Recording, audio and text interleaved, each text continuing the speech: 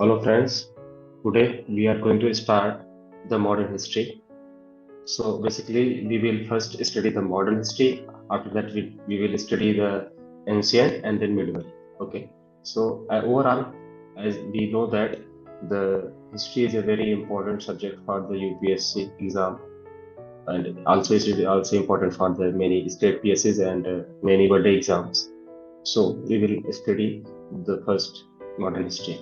So let's have a start the topic. The chronological order of arrival of the European trading companies in India is the first one who came in India was Portuguese, who came in 1498. Okay, so it is a direct question for many UPPSC type question, UPPSC exams, and UPSC also has one to two times this question. This question, okay. So Portuguese came in 1498, Dutch came in 1602, English came in 1608, and Dane came in 1616, and French came in 1664. So this is the correct sequence. Portuguese came first in 1498, then Dutch came in 1602, English came in 1608, Dane came in 1668, and French came in 1664. We can remember it with the help of a mnemonic PDEDF. PDEDF. Portuguese, Dutch, English, Dane, and French. So we have to discuss most about the British because they have ruled most of the time in India in as far as the European countries are concerned. So British has started a trading center. Trading center means a place where the exchange of matters, exchange of the commodities takes place. Only there was no manufacturing. So British started trading center called factories at the coastal area at Surat. Okay, it came in 1608. Okay, so why these are called factories? Because the clerical staff working in the factories were called as a factors. So the office was known as factory. Okay, so first, which one was established in 1608 was in just trading center where exchange of commodities take place. Nothing manufactured there. Okay, so some prominent factories which were established by the British was the first British factory where manufacturing takes place in India was Machilipatnam. Machilipatnam in 1611. Where is the Machilipatnam? Andhra Pradesh. Okay, first British factory on the western coast of the India was at Surat in 1630. Okay, so the first British factory on the eastern coast was Balashur, located in Odisha in 1630. These were the initial factories which were established by the British government in India, yeah, EIC in India. Okay, but later on he established much more stronger and a bigger forts in India that were known as Fort St. George in 1639 in Madras. So Fort St. George established in Madras in 1639. Bombay Fort was established in 1668. Fort William established in 1698 in Calcutta, and he and the English EIC has also established the company at the Hooghly. Okay, so Hooghly पे भी वो अपना factory established कर चुके. Okay, so it was not only the English who came in India and ruled here. Along with the English, French also came here, who had found the factories at the Surat, Puducherry, and Chandannagar. Chandannagar is located in the Bengal. So the two rivals which were fighting with each other in the Europe, they came India and also they started fighting in India. Okay, two rivals came in India and started their fighting, which were consequences of their home fighting. Okay, so the rivalry between the English and the French company was known as Anglo-French rivalry. Okay, basically three wars were fought at the Carnatic.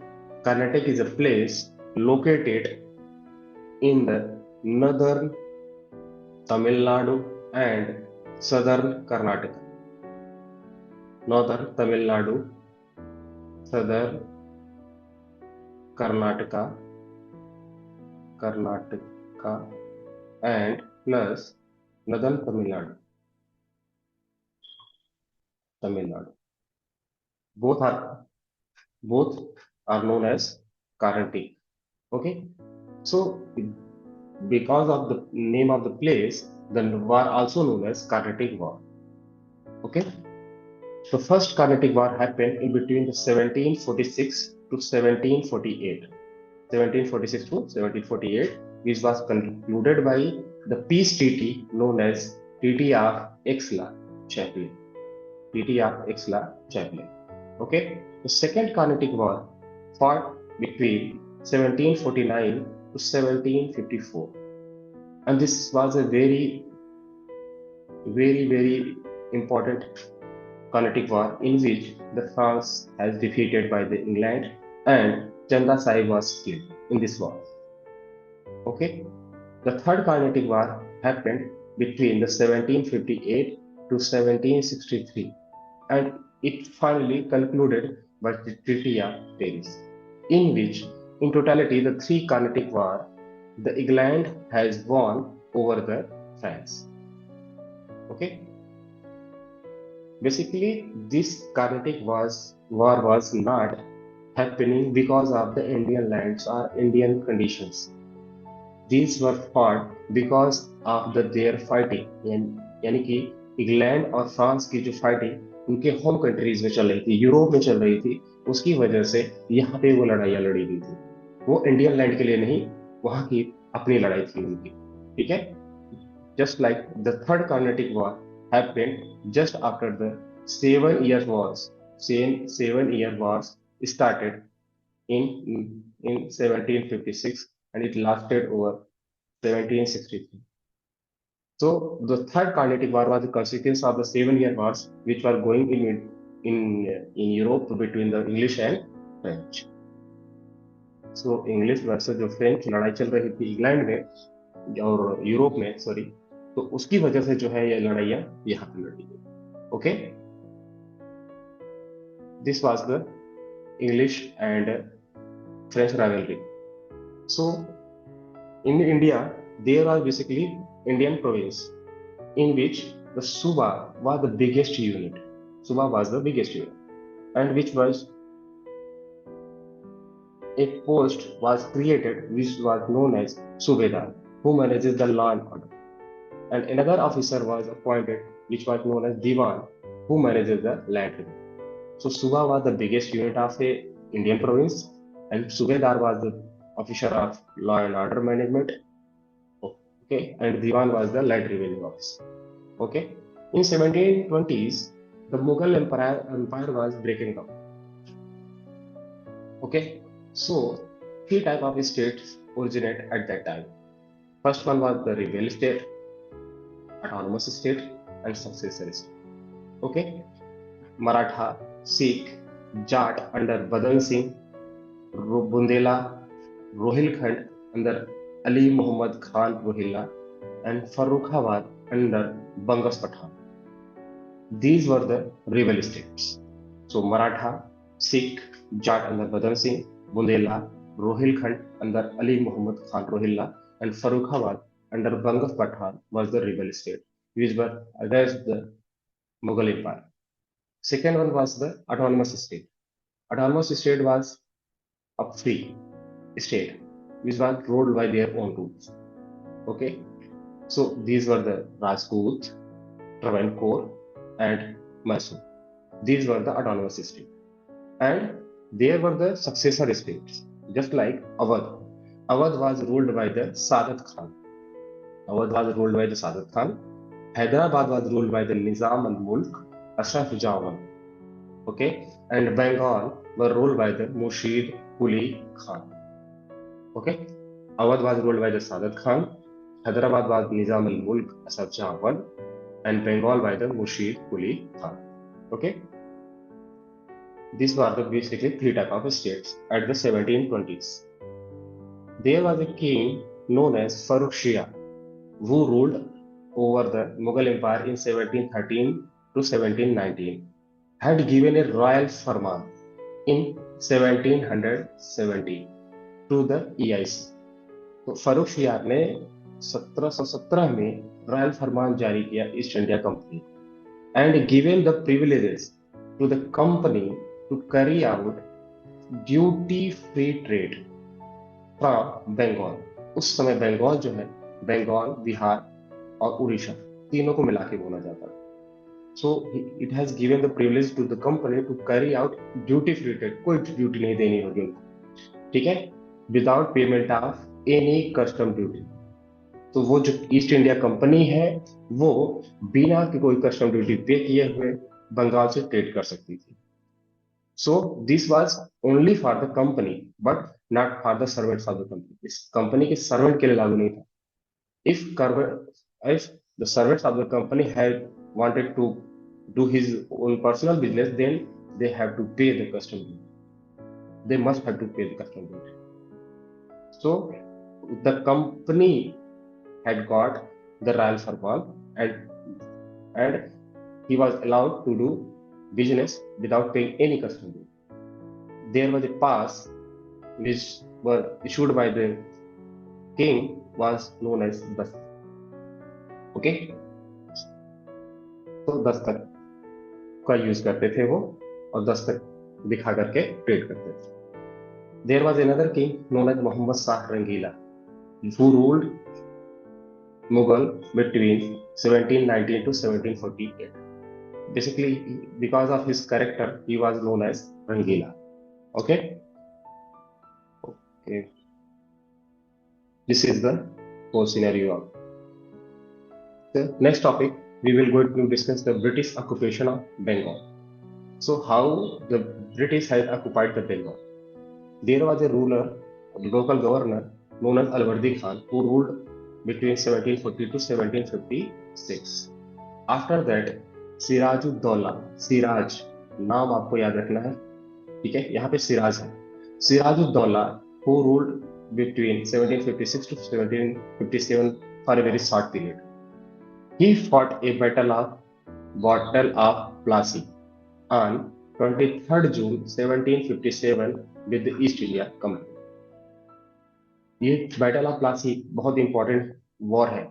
और ये क्यों हुआ? What was the reason behind the battle of Plassey? Basically there are the 5 reason which is most important. Okay, the first was the fortification of the Fort William. As we know that the Fort William was formed in 1698 at Calcutta. We have already studied. Okay, so first reason was the fortification of the Fort William. Second was the placing of the heavy guns on the wall of the Fort William. उन्होंने उसके ऊपर gun लगा दी. Supporting the rival claim of the Ghaseti Begum. She was the daughter of Alwardi Khan.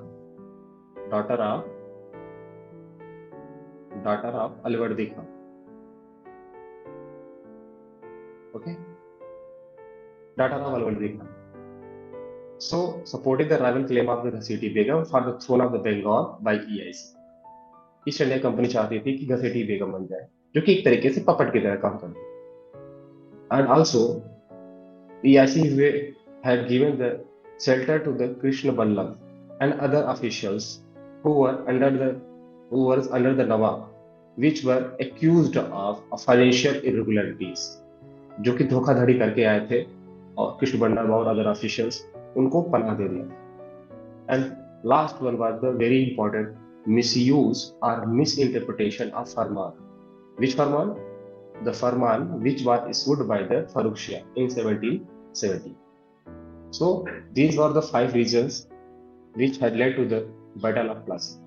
Fortification of the Fort William, placing of the heavy guns on the walls of fort, supporting the rival claim of Ghasiti Begum for the throne of Bengal by EIC, shelter to the Kish Ballab and officials under the Nawab, which were accused of financial irregularities and misuse and misinterpretation of farman. This ultimately led to the Siraj have moved toward the Fort William in June 1756. Siraj have moved toward the Fort William and captured the Fort William and appointed the Manik Chand as an official in charge of Fort William and returned to the Murshidabad. Where is the Murshidabad? In West Bengal.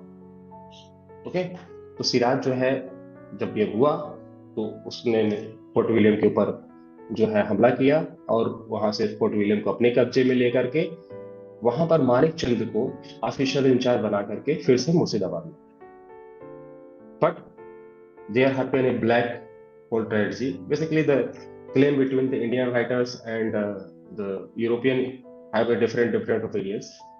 According to the British historians, Sirajuddaulah ने 144 144 जो है Britishers को बंद कर दिया था, जिसमें से 125 की मौत हो गई सफोकेशन की वजह से. But this is only the claim. I think this is the एक्सेजरेटेड one. Okay, this is the black hole tragedy, nothing more important. So who are the basically very important question has been asked from here, that who were the main conspirator for this battle of Plassey.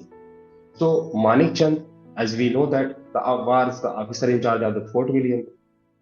Amit Chand was the middleman. Jagat Seth was the banker, and Mir Jafar was the commander of Nawab's army. But Mir Jafar ने धोखा दे दिया. अब when your commander of army is not supporting you, then what will happen? You know that very well. So the Battle of Plassey, Sirajuddaulah defeated. Okay, and Mir Jafar, who conspired, who became the Nawab in 1757 and remained for 3 years up to 1760. And Mir Jafar was replaced by Mir Qasim. Mir Qasim was the son-in-law of Mir Jafar. Was the son-in-law.